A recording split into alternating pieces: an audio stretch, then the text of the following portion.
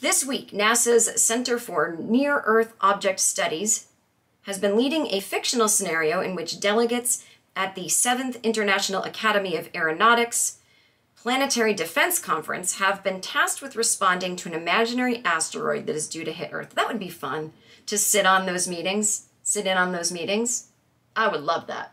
People think my job is fun. Are you kidding? Have you ever been in a writer's room? It's a bunch of people sitting there quietly being afraid to pitch something because they think it might sound bad. And trying to look like they're not looking at their phone. I mean, maybe that's what happens at NASA, but I imagine the conversation about how to nuke an asteroid might be livelier and more interesting.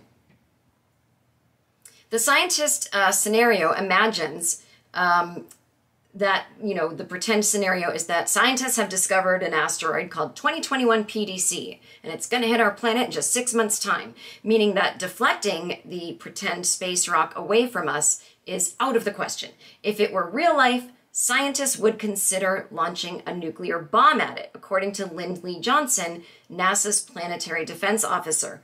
It wouldn't be an ideal option, but she's told Newsweek, I call that the Hollywood solution, but it's not totally out of whack. In fact, some of the presentations and discussions at the conference have been, is it viable to nuke it? Use a nuclear explosive device to break it up into small enough pieces that then the Earth's atmosphere would then take care of them?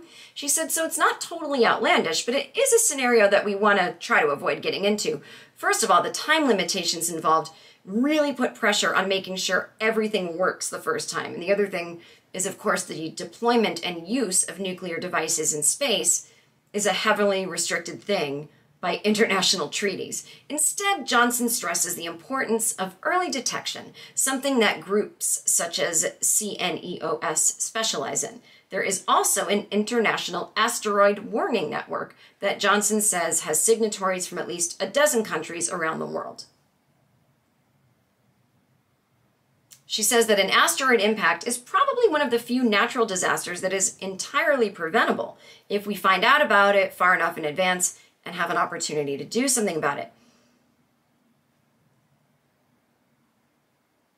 She says, but this exercise this time was a little different in that we wanted to engage the disaster management emergency response community a little bit more. So we have to contemplate having to take the hit on the ground and prepare the disaster management emergency response folks with what they might have to expect as far as what the impacts might be and what the damage might be.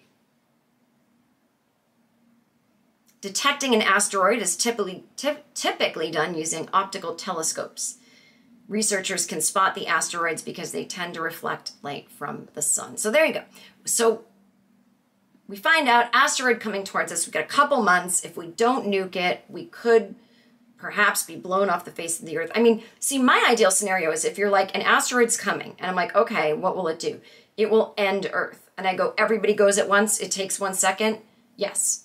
Okay, I'm fine with that if I don't even know what happens. But if there's any risk that, like, it wipes out everything and I'm the last person left, I'll fucking go insane. I will fucking lose it. Imagine being the last person left on Earth after an asteroid hits. I mean, that puts a terror in me that honestly, my throat feels like it's closing up right now.